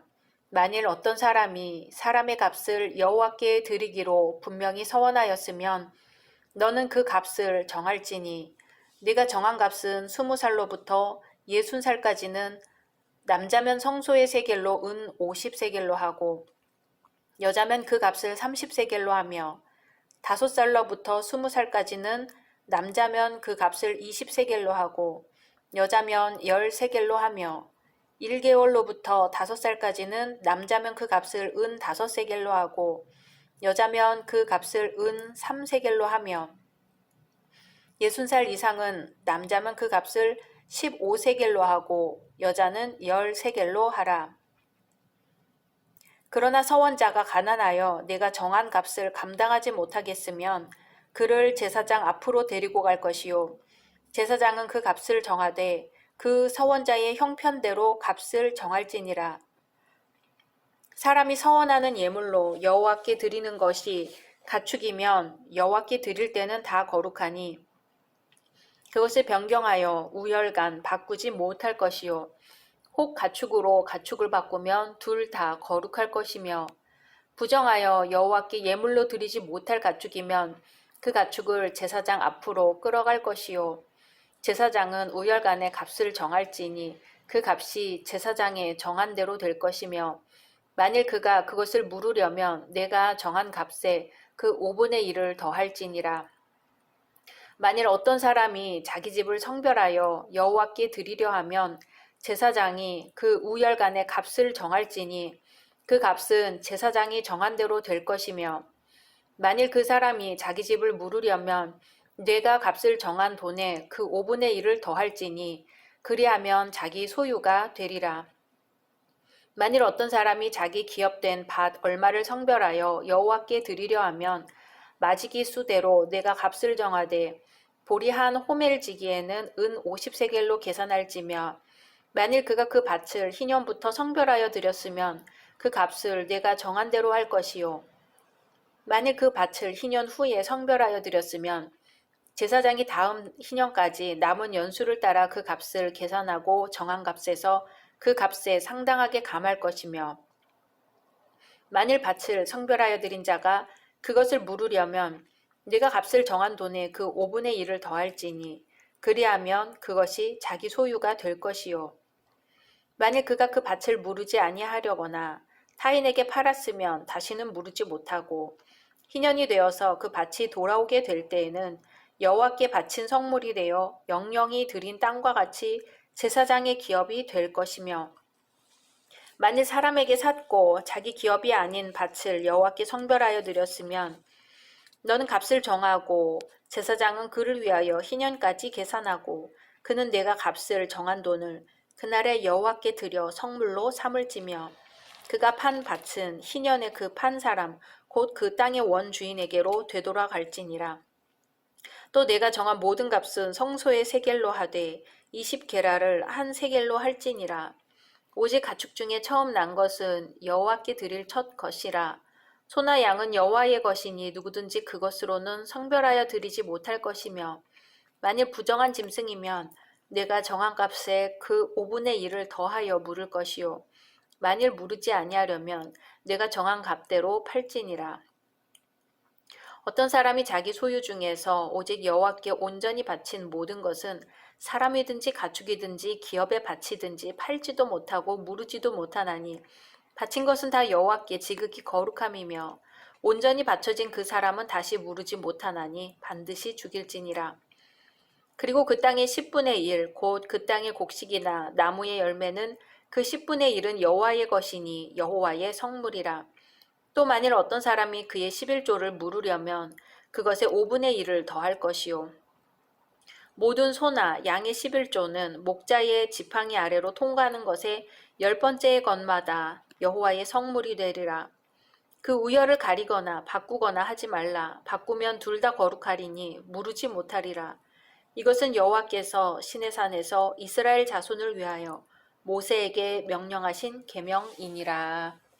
아멘. 오늘 레위기 27장은 레위기의 마지막 장으로 레위기 전체에 부록의 성격이 있습니다. 서원에 관한 제규례 및 초태생, 헌물, 11조에 관한 규례가 상세하게 서술되어 있습니다. 즉 오늘 말씀은 레위기의 모든 규례들을 서술한 후 서원에 관한 법을 추가로 기록한 것입니다. 오늘 말씀에서 언급된 서원의 대상은 사람, 가축, 가옥, 토지입니다. 이 서원은 하나님의 명령이 아니라 인간이 하나님 앞에서 자발적으로 드리는 헌신의 행위이기 때문에 서원을 하지 않았다고 하여 결코 죄를 지었다고 할 수는 없습니다. 그러나 일단 서원을 했을 경우에는 성실하게 그리고 양심적으로 이를 이행해야 할 책임이 있습니다. 왜냐하면 서원은 인간이 하나님 앞에서 약속하는 일이고 하나님은 결코 인간에 의해 약속을 파기당할 수 없는 분이며 서원한 것을 번복하거나 폐기하는 것은 바로 살아계신 하나님을 조롱하는 결과가 되기 때문입니다. 서원은 하나님께 바치겠다는 자원적인 봉헌의 행위로 서원에는 다음의 두 가지 유익이 따릅니다. 첫째, 서원을 통하여 서원자와 하나님 사이에 밀접한 교통이 이루어지며 이를 통해 서원자는 항상 은혜로 덧입혀 주시는 하나님께 감사하는 삶을 살게 됩니다. 둘째, 서원 관계에서 나오는 속전을 하나님께 드림으로써 성소 유지를 위한 재정과 제사장들의 생계에 도움을 줄 수 있습니다. 한편 이러한 서원 맹세는 취소할 수 있습니다. 그러나 이 경우 자신의 행위에 대해서 책임을 느끼도록 하기 위해 5분의 1의 배상금을 더 내도록 규정하고 있습니다. 이처럼 하나님께서는 인간이 비록 서원했다 할지라도 감당할 수 없을 경우에는 속할 기회를 주셨습니다. 그러나 성도들은 이 같은 하나님의 용서가 있다고 해서 결코 적당히 행동해서는 안 됩니다. 오히려 자신이 한 행동에 대해 철저히 책임지려는 자세야말로 성숙된 신앙인의 행동이며 하나님이 기뻐하시는 것입니다. 그러므로 우리 성도들은 성실한 서원과 서원의 성실한 수행을 통해 하나님과의 긴밀한 영적 교제 관계를 이루어 나가야 할 뿐만 아니라 성숙한 그리스도인 된 증거를 나타내야 할 것입니다. 특히 오늘 본문은 이스라엘 백성들이 하나님께 드려야 할 땅의 소산의 11조와 짐승의 11조에 대해 기록하고 있습니다. 땅에서 나는 곡식이나 과실의 10분의 1을 하나님께 바칠 것과 소나 양의 10마리 중에서 한 마리를 하나님께 드리라는 규정이 그것입니다. 이것을 11조라고 합니다. 이 11조는 하나님의 은혜와 사랑에 대한 성도들의 자발적인 봉헌의 성격을 갖고 있습니다. 11조를 강제 규정으로 생각하면 11조를 하기 어렵습니다. 우리는 11조를 내 것 중에서 10분 1을 떼어낸다고 생각할 것이 아니라 내가 가진 모든 것은 하나님이 주신 것이며 그 중에서 열의 하나만을 드린다고 인식해야 할 것입니다. 사람이 수고한 것만 생각하고 다 내 것이라는 생각을 하면 그는 욕심에 찬 사람이 아닐 수 없습니다. 그는 하나님이 주신 햇빛과 공기와 바람과 비와 땅과 씨를 생각하지 않기 때문입니다. 11조를 내지 않고 내 것으로 삼는 것은 그 스스로 하나님의 보호를 거부하는 것입니다. 이제 여기서는 성경에 나타난 11조의 역사와 교회사에 나타난 11조의 역사에 대해 알아보기로 하겠습니다. 성경은 11조의 법에 관해 기록하고 있습니다. 첫째로 11조의 법은 모세시대 이전에도 있었습니다. 하나님께 11조를 바치는 원리는 이스라엘의 조상이요 믿음의 조상인 아브라함의 행위에서 볼 수 있습니다. 그는 자기가 획득한 전리품의 10분의 1을 멜기세덱에게 바쳤습니다. 이는 그가 멜기세덱을 왕의 자격으로 보았다기보다 제사장의 자격으로 보았기 때문입니다. 또한 후에 야곱은 그의 서원에서 10분의 1을 바치겠다고 했습니다. 이와 같이 7분의 1이라든가 8분의 1과 같은 비율이 아닌 10분의 1이 비율로 굳어져서 11조가 하나의 신성한 율법 내지는 오늘날과 같은 관례의 근거가 된 것입니다. 둘째로 모세의 율법을 들 수 있습니다. 본문에 나타난 모세의 법령은 소산물과 우양의 11조에 대해 하나님의 이름으로 명령하고 있습니다. 그리고 뒤에 가서는 이 11조를 레위 자손에게 봉사의 직무 대가로 지불하라고 규정하였습니다. 그 후에는 신성한 축제들이 11조를 내기 위한 행사가 되기도 했습니다. 셋째로 히스기야의 개혁을 들 수 있습니다. 그 시대 이스라엘 백성들은 제각기 자신의 11조를 아낌없이 가지고 왔습니다. 넷째로 바벨론 포로 시대 이후 느헤미야는 11조에 대해 뚜렷하고도 힘있게 자세히 일러주었습니다. 다섯째로 선지자의 교훈을 들 수 있습니다. 아모스와 말라기 선지자는 11조를 의무로 규정하였으며 이를 무시하는 행위는 하나님의 소유를 도적질하는 것이라 하여 엄히 꾸짖고 있습니다. 여섯째로 신약시대 주님께서는 바리새인들이 형식에 얽매여 남에게 보이려고 11조를 낸다는 점을 폭로하고 비난하셨습니다. 일곱째로 신약 성경의 가르침을 들 수 있습니다. 전도자들은 자신의 생계를 돌아보지 않고 오직 복음 전도에만 힘쓰는 자들이므로 그들에게 양식을 공급해야 합니다. 그러한 양식이 필요하다는 사실과 전도자들이 11조를 양식으로 받을 권리는 마태복음 10장 10절, 누가복음 10장 7절, 로마서 15장 27절, 고린도전서 9장 7절에서 14절에서 찾아볼 수 있습니다. 이후 교부들도 초기 그리스도인들에게 11조를 의무로 가르쳤습니다. 교회 초기의 종교 회의에서도 땅과 소산물의 11조가 거론되어 있습니다. 샤르마뉴 대제는 11조를 공적인 법률로서 최초로 법제화하였으며 이후 옥수수와 건초, 나무 등 토양의 주요 생산물에 대해서도 11조가 얻어졌습니다. 11조는 성경을 통해 하나님께서 명하신 것이며 11조를 이행하는 것은 지극히 성경적인 것입니다. 실제로 11조를 이행한 신앙의 위인들은 한결같이 하나님의 크신 복을 받았음을 알 수 있습니다. 그들은 말로 다 할 수 없는 하나님의 보호를 받았습니다. 30절에서 하나님은 그 10분 일은 여호와의 것이니 여호와께 성물이라고 말씀하십니다. 하나님께 드린 것은 성물, 곧 거룩한 것입니다. 11조는 성물입니다. 그것은 하나님께 속한 것이고 사람의 것이 아니며 그러므로 사람의 뜻대로 할 수 없는 것입니다. 거룩하게 구별된 것이라는 생각만 있으면 감사와 기쁨으로 11조를 드릴 수가 있을 것입니다. 반대로 11조를 안 드리는 것은 하나님의 것을 가져오는 것입니다. 그러므로 성도는 신앙이 성숙해감에 따라 11조를 성물이라는 생각으로 거룩하게 구별하여 하나님께 드려야 할 것입니다. 각자 말씀 묵상하신 후 주기도문으로 마치겠습니다.